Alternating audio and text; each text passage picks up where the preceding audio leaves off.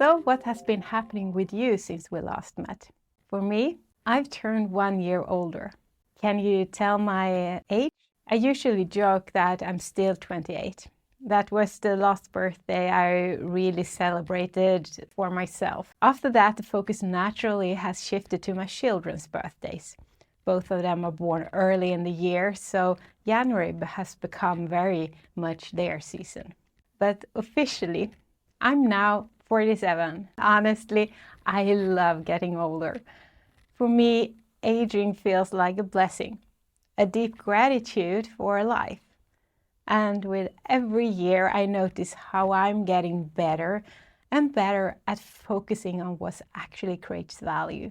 Not just doing more, but enjoying being more. Early in my life, it was much more about performance, getting as much done as possible, delivering, achieving. But I think aging also comes with an invitation to slow down. Partly because physics simply isn't the same anymore. I recently listened to a talk by a Harvard researcher. I can't recall the name right now, but if I find it, I add it to the show notes. What they shared really stayed with me. Our brains actually change as we age, and that change equips us more and more for mentoring, guiding, and advising, rather than constantly performing. And I love that. It makes me feel like I'm actually stepping more fully into a phase of my life where I can truly bloom as a coach and mentor. That realization gives me confidence. Confidence in what I'm doing and in what I'm building. So before we begin, I just wanted to pause for a moment and say thank you. I'm genuinely grateful for all the comments, messages, and reflections I've received on the recent episodes. I read every single one, and they truly mean a lot. These conversations don't stop when the episodes end.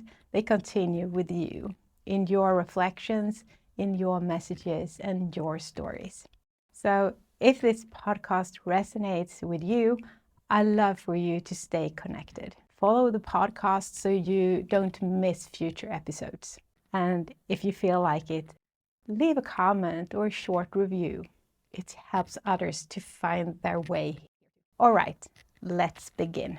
So, as you might have guessed, January is a bit of a life celebration month for me and my family. So we carry the festive feeling from Christmas and New Year a little longer than most. And at the same time, I naturally move into this reflective. For me, reflection is rarely about completely changing everything. It's much more about constant improvements, small adjustments, fine-tuning. Yes, there are moments in life where everything shifts, where you need like clean break. But right now, I'm not there. Having had a more relaxed schedule, more time with family, and even more time to sit and paint has helped me to step out of my usual routines and habits for a while. And now, as I slowly return, I find myself longing for some of them and questioning others. So are they still serving me? Are they still creating the effect I thought they would? This past week hasn't only been my birthday week. It has also included what's often called the Quitter's Day. You may have heard about it. It usually falls on the second Friday of January, roughly 2 weeks after New Year's Eve. That moment when goals set and promises suddenly feel very far away. And I really want you and me to succeed with what we have set out to do. I actually believe we have a much better chance than most. Why? Because we're conscious about what we choose to do and why. There are, of course, many reasons people quit on their goals. One common challenge appears when we set goals that require us to do something fundamentally different from what we've done before. And that means we have to become someone slightly different. Take lifestyle changes, for example. exercising more, eating differently, changing habits. As we talked about before, success becomes far more likely when we connect the goal to identity. Who do I want to be?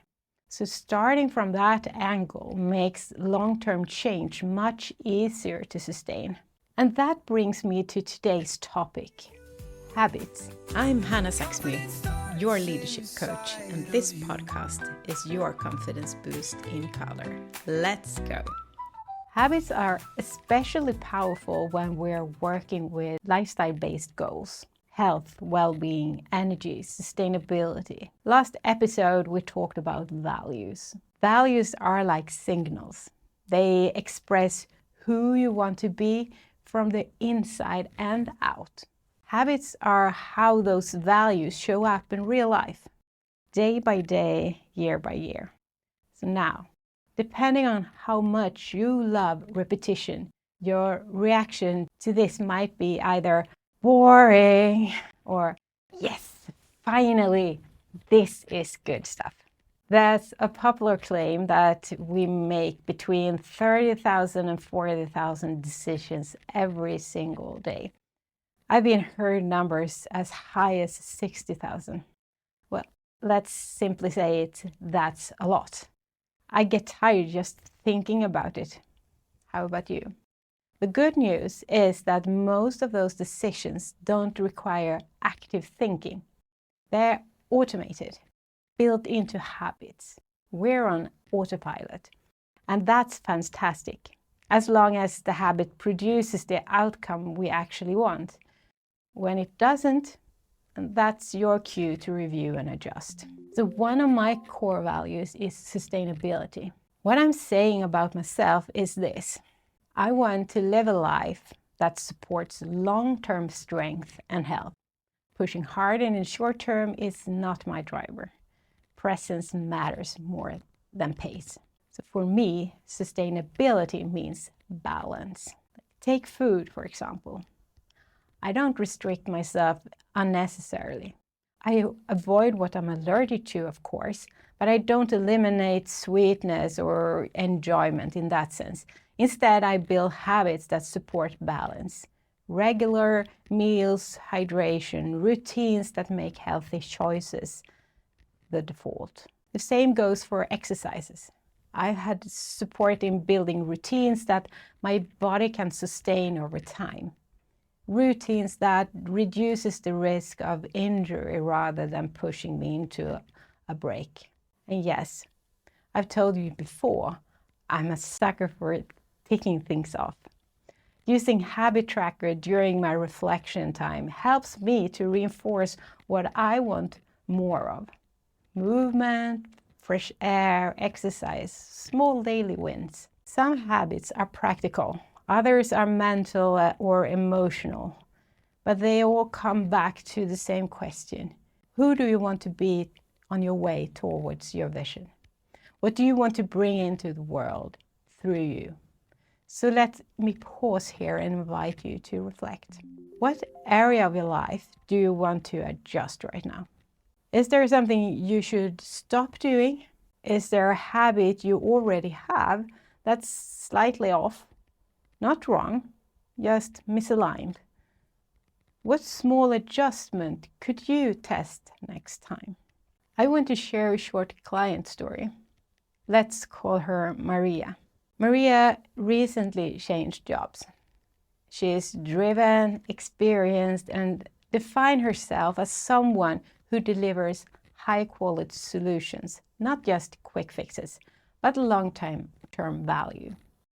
She wants to be the best in her field. During our coaching sessions, something became very clear.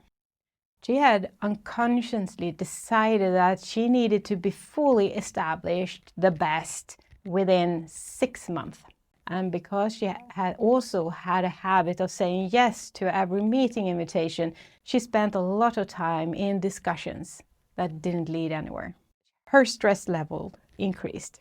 After a session, she consciously adjusted her timeline. She added more realistic expectations. She also changed her habits, like checking the intention of the meeting before accepting, being more selective. She noticed that she had also dropped a habit that used to support her, like regular exercise. She reintroduced that and added accountability partner by doing it with a friend. Same ambition, better habits, more support. So I want you to look at your timeline. Is it reasonable? If you were your own best friend reviewing it, what would you say then? And ask yourself, what might make this habit hard to maintain? If it feels too heavy, make it easier. Lower the barrier. Let it grow with you. I shared back in episode 8 how daily reflections has become one of my strongest habits. I've done it for years, but I would never recommend starting the way I practice it now. Start simple, like one question attached to something you already do. For example, while brushing your teeth in the evening, ask yourself, what am I grateful for today? Name 3 things. Or keep a notebook by your bed and write it down before turning off the light. After a few weeks, add another question to it. Habit by habit, layer by layer. When preparing for this episode, I listed my habits, and it became a long list. And still, it's definitely not complete. Some habits I only become aware of when friends or family point them out, and that's a gift. Awareness gives choices. One habit I hold as a mantra is this idea of 1% improvement, small refinement. I don't apply it everywhere anymore. I tried that once. It wasn't sustainable. Now I choose 2 or 3 areas at a time. That makes it enjoyable and doable. There are also habits that, if I don't practice them, I really miss them. My morning routine is one of those. For 3 years now, it's included reading, prayer, and setting intention for the day. When I skip it, I feel the difference. And that's how you know a habit truly supports you. So to summarize today, looking at your goals and the values of who you want to be, which habits support you, which habits would be beneficial to add. What is the simplest way to introduce it? Which habit no longer serves you? Sometimes you can stop a habit outright. Sometimes you need to make it less automatic and add friction, like interrupt the autopilot. This is work I often do with my clients, identifying habits that no longer support their direction and reshaping them. You can absolutely do it yourself. Awareness is the first step. With a coach, it often goes faster, and accountability helps you to stay on course. I leave you with that. Next episode, we continue exploring how to succeed with your vision and your goals. And if you want individual support, please reach out. I'm here. Let's work together. And before we wrap up, one more thing.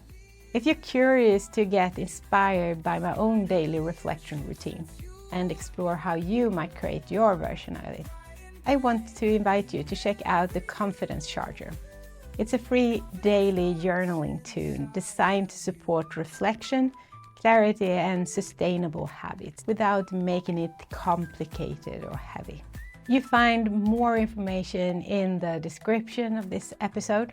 Sometimes one small supportive habit is all it takes to create momentum. Until next time, be confident, be you.